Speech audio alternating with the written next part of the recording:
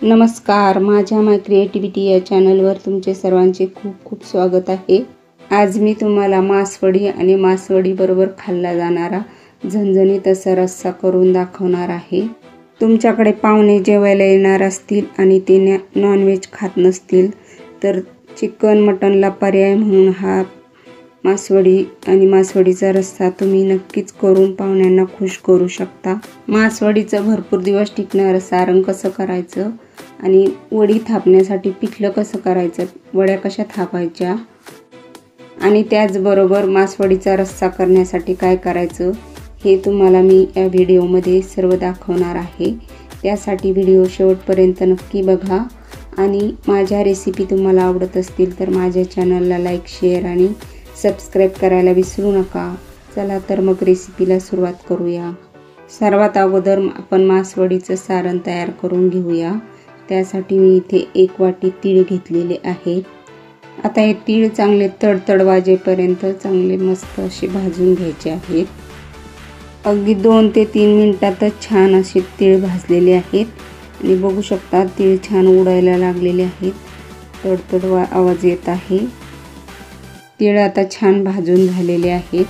आपण आता एका डिशमध्ये काढून घेऊया आणि मी इथे 1 वाटी सुकं खोबरं किसून घेतलेलं आहे। ते सुद्धा छान थोडंसं लालसर रंग येईपर्यंत भाजून घेऊया। खूप जास्त काळपट करायचं नाही, अगदी थोडंसं लालसर आणि कुरकुरीत होईपर्यंत आपल्याला हे खोबरं भाजून घ्यायचं आहे।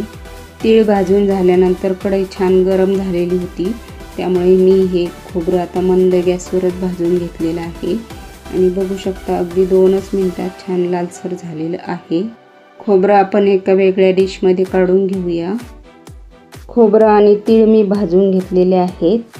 आता आपण हे थंड करून घेऊया आणि आता आपण यामध्ये तीळ घालूया आणि तीळ वेगळे वाटून घेऊया आणि थोडेसे जाडसर वाटायचे आहेत, ते खाताना खूप छान लागतात। तीळ बघू शकता मी जाडसर वाटून घेतलेले आहेत। आता आपण ते एका डिशमध्ये काढून घेऊया। अर्धी वाटी भाजून घेतलेले शेंगदाणे मी आता या मिक्सरमध्ये वाटून घेणार आहे। शेंगदाणे सुद्धा मी थोडेसे जाडसर वाटून घेतलेले आहेत। आता ते सुद्धा आपण तिळाच्या प्लेटमध्ये काढून घेऊया। शेंगदाणे आणि तीळ मी वेगळं वाटून घेतलं आहे, का एकत्र वाटून घेतलं असतं तर तीळ बारीक झाले असते आणि शेंगदाणे जाडसर राहिले असते, त्यामुळे मी हे वेगवेगळं वाटून घेतलेलं आहे। मी इथे मिक्सरचं छोटं भांडं घेतलेलं आहे। आता त्यामध्ये 9-10 लसूण पाकळ्या, लसूण मी मिक्सरमध्ये फिरवून घेतलेला आहे, म्हणजे मसाले टाकल्यानंतर तो व्यवस्थित मिक्स होतो। अर्धा चमचा हळद, 1 चमचा तिखट लाल मिरची पावडर आणि 1 चमचा काश्मीरी लाल मिरची पावडर घातलेली आहे। काश्मीरी लाल मिरची पावडरमुळे सारणाला छान कलर येतो आणि 1 चमचा गरम मसाला पावडर घातलेली आहे। हा मसाला मी घरीच बनवलेला आहे, घरगुती मसाला मी इथे घातलेला आहे। चवीनुसार मीठ घालूया आणि मिक्सरमध्ये फिरवून घेऊया, त्यामुळे ते व्यवस्थित मिक्स होतं। आता मी इथे तीळ आणि शेंगदाण्याच्या पोटामध्ये हे खोबऱ्याचं मिश्रण असं हाताने चुरगळून घालणार आहे। ते सुद्धा खायला खूपच छान लागतं आणि खोबरं चांगलं छान भाजल्यामुळे अगदी व्यवस्थित कुस्करलं जातं। आता आपण यामध्ये हा वाटून घेतलेला मसाला घालून घेऊया। या पद्धतीने केलेलं सारण अगदी 8 ते 10 दिवस बाहेर आणि फ्रीजमध्ये 1 महिनाभर टिकतं आणि उरलेलं सारण तुम्ही चटणीप्रमाणे खाऊ शकता। हे सारण तुम्ही अगोदरच बनवून ठेवलं तर अगदी झटपट अशा मासवड्या तयार होतात। आता हे हाताने चोळून व्यवस्थित सर्व मिक्स करून घेऊया। सारण मी एकजीव होईपर्यंत व्यवस्थित मिक्स करून घेतलेलं आहे आणि आता मासवडीचं सारण तयार झालेलं आहे। मासवडीचं पिठलं करण्यासाठी आपण मिरचीचं वाटण तयार करून घेऊया। त्यासाठी मी इथे 5-6 हिरव्या मिरच्या, 10-15 लसूण पाकळ्या, 1 चमचा जिरे आणि आता पाणी घालून आपण हे बारीक असं वाटून घेऊया। मिरचीचं वाटण अगदी बारीक असं वाटून घेतलेलं आहे। कढईमध्ये 1 टेबलस्पून तेल घालूया, चिमूटभर हिंग, पाऊण छोटा चमचा हळद आणि मिरचीचं वाटण घालूया। मिक्सरमधलं मिरचीचं वाटण विसळून मी यामध्ये थोडंसं पाणी घातलेलं आहे आणि अजून 1 वाटी पाणी घातलेलं आहे। जवळपास 1.5 वाटी मी पाणी घातलेलं आहे आणि आता चवीनुसार मीठ घालूया।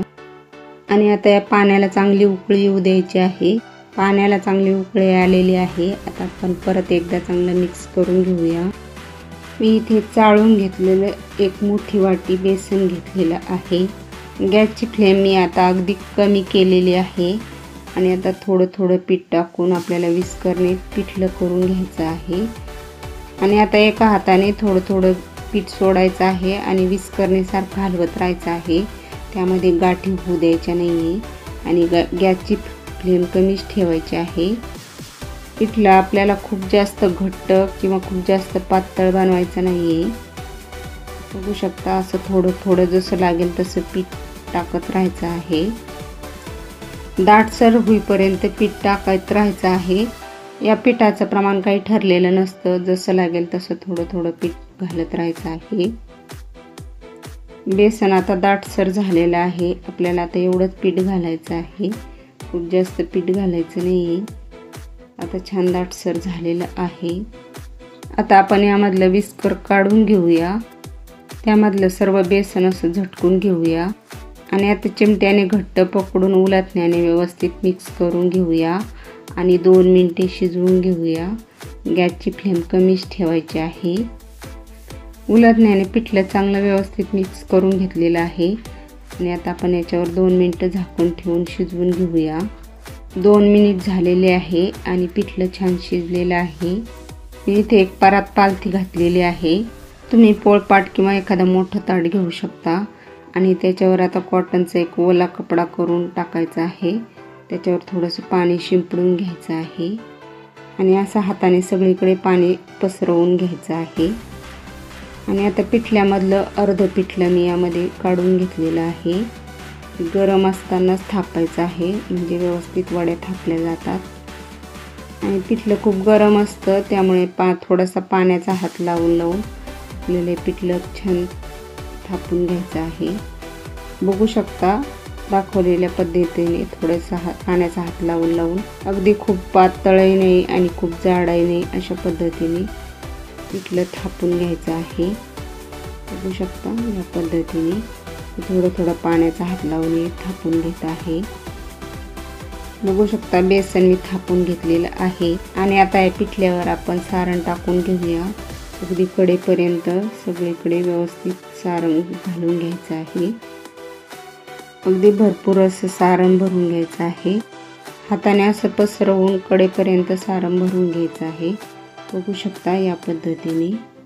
आणि आता याच्यावर थोडीशी बारीक कापलेली कोथिंबीर टाकूया आणि आता कापड खालून उचलून असं हळूहळू वळवत याचा रोल तयार करून घ्यायचा आहे। बघू शकता या पद्धतीने हळूहळू थोडं थोडं कापड पुढे पुढे सरकवत याचा रोल तयार करून घ्यायचा आहे। कापडाच्या वरच्या बाजूने असं व्यवस्थित दाबून घ्यायचं आहे आणि पुढे पुढे असं सरकवत राहायचं आहे। बघू शकता दाखवलेल्या पद्धतीने असं रोल तयार करून घ्यायचा आहे। अगदी घट्ट असा रोल तयार करून घ्यायचा आहे, म्हणजे सारण व्यवस्थित पिठल्याच्या वडीला चिकट। आणि बघू शकता हळूहळू पूर्णपणे रोल तयार करून घेतलेला आहे। आणि आता आपण याला असा दोन्ही हाताने माशाचा आकार देऊन घेऊया। बघू शकता दाखवलेल्या पद्धतीने असा माशाप्रमाणे आकार देऊन घ्यायचा आहे। जेवढं शक्य होईल तेवढा छान आकार देऊन घ्यायचा आहे। आणि आता आपण याच्यावरचा कपडा काढूया आणि बघू शकता छान माशाप्रमाणे आकार आलेला आहे। वडी करण्या अगोदर खोबरं आणि कोथिंबीर कापडावर टाकून घ्यायची असते, पण मी ते अगोदर टाकायला विसरले होते, म्हणून मी आता याला वरून खोबरं आणि कोथिंबीर लावून घेणार आहे। बघू शकता या पद्धतीने खोबरं आणि कोथिंबीर मी लावून घेणार आहे। असं याच्यावर दाबून घेणार आहे। थोडीशी कोथिंबीर सुद्धा मी याच्यावर टाकून व्यवस्थित दाबून घेतलेली आहे। अगदी माशाप्रमाणे वडी तयार झालेली आहे आणि आता मी एका ताटामध्ये ठेवून घेतलेली आहे। याच पद्धतीने मी आता दुसरी वडी सुद्धा बनवून घेणार आहे। आता पुन्हा एकदा पाण्यामध्ये पिळून मी हा कपडा परातीवर टाकलेला आहे। आता आपण तो पाण्याने ओला करून घेऊया आणि आता याच्यावर सुकं किसलेलं खोबरं घालूया आणि कापलेली कोथिंबीर घालूया। अगोदरच्या वडीत वर घालण्यासाठी मी विसरले होते, या पद्धतीने वडी करून घ्यायची आहे। त्यामुळे मी तुम्हाला पुन्हा एकदा दाखवत आहे। आणि बाकीचं पिठलं मी झाकून ठेवलेलं होतं, त्यामुळे ते जास्त थंड होत नाही। आणि आता अगदी पहिल्या वडीप्रमाणेच ही वडी तयार करून घ्यायची आहे।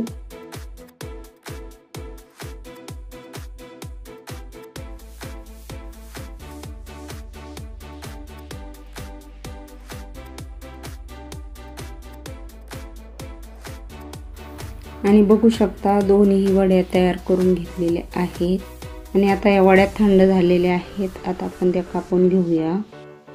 आणि 1-1 इंचाच्या वड्या कापून घ्यायच्या आहेत। बघू शकता या पद्धतीने तुटलेल्या वड्या मी बाजूला ठेवणार आहे आणि त्या रश्श्यामध्ये वापरणार आहे। त्या रश्श्यामधल्या वड्या सुद्धा खूपच छान लागतात। बघू शकता या पद्धतीने अगदी छान अशी वडी तयार झालेली आहे। अगदी हळूहळू आणि सावकाश वड्या कापून घ्यायच्या आहेत, नाहीतर त्या तुटू शकतात। बघू शकता अतिशय सुंदर अशा वड्या तयार झालेल्या आहेत। आता या पद्धतीने मी सर्व वड्या कापून घेणार आहे। बघू शकता सर्व वड्या मी कापून घेतलेल्या आहेत। कडेच्या बाजूच्या आणि तुटलेल्या वड्या मी एका ताटामध्ये काढून ठेवलेल्या आहेत। त्या मी रश्श्यामध्ये घालणार आहेत। रश्श्यामध्ये या वड्या खूप छान लागतात। मासवडीचा रस्सा बनवण्यासाठी मी इथे 2 कांदे घेतलेले आहेत। आता ते आपण ठेचून घेऊया आणि कांद्याचा हा देठाचा भाग काढून घेऊया, म्हणजे कांदाही व्यवस्थित भाजला जातो आणि मिक्सरमध्ये ते अडकत नाही। आता आपण गॅसवर कांदे भाजायला ठेवूया आणि अगदी काळे होईपर्यंत दोन्ही बाजूने कांदे फिरवत भाजून घेऊया। कांदा आता भाजून झालेला आहे। आता आपण मासवडीच्या रश्श्याचा मसाला तयार करून घेऊया। त्यासाठी मी इथे एक कढई घेतलेली आहे, त्यामध्येच मी मसाला भाजून घेणार आहे। त्यासाठी मी अर्धी वाटी किसलेलं खोबरं भाजून घेणार आहे। खोबरं लालसर होईपर्यंत भाजून घेतलेलं आहे। आता आपण एका ताटामध्ये ते काढून घेऊया आणि आता त्याच कढईमध्ये 2 चमचे तेल घालूया। अर्धा इंच आल्याचे तुकडे 2 मिनिट परतून घेऊया।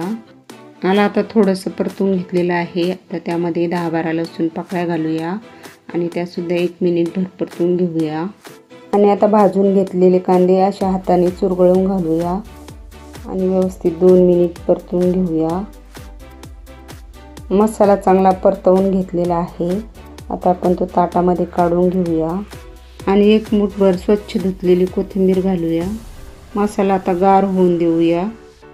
मसाला गार झालेला आहे। आता आपण तो मिक्सरमध्ये घालून बारीक वाटून घेऊया। गरज वाटल्यास थोडंसं पाणी घालून अगदी बारीक अशी पेस्ट तयार करून घ्यायची आहे। सर्व मसाला मिक्सरमध्ये घालून बारीक अशी पेस्ट तयार करून घेतलेली आहे। आता एका कढईमध्ये 2 टेबलस्पून तेल घालूया, 2 चिमूट हिंग घालूया, अर्धा छोटा चमचा हळद, 2 चमचे काश्मीरी लाल मिरची पावडर आणि 2 चमचे घरगुती मसाला घालूया। मी हा रस्सा छान झणझणीत बनवणार आहे। तुम्ही तुमच्या आवडीप्रमाणे मसाल्यांचं प्रमाण कमी जास्त करू शकता। आणि आता हा मसाला व्यवस्थित तेलामध्ये परतवून घेऊया आणि आता यामध्ये वाटलेलं वाटण घालूया आणि चांगलं तेल सुटेपर्यंत 3-4 मिनिटे परतवून घेऊया। मसाल्याला आता छान तेल सुटायला लागलेलं आहे।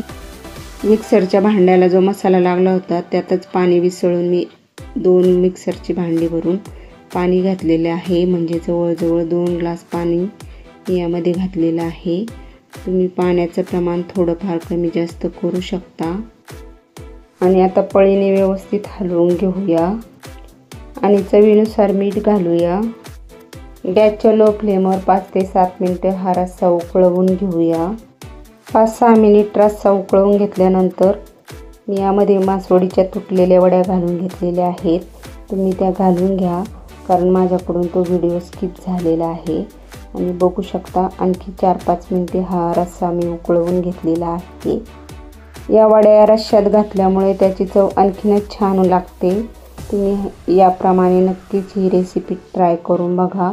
आणि मस्त अशी रश्श्याला तरी सुटलेली आहे आणि मासवडीचा झणझणीत आणि तर्रीदार असा रस्सा तयार झालेला आहे। आता आपण याच्यावर बारीक कापलेली कोथिंबीर घालूया। तुम्हाला माझी ही रेसिपी कशी वाटली ते मला कमेंटद्वारे जरूर कळवा। आणि माझ्या रेसिपी तुम्हाला आवडत असतील तर माझ्या चॅनलला लाईक, शेअर आणि सबस्क्राईब करायला विसरू नका. धन्यवाद.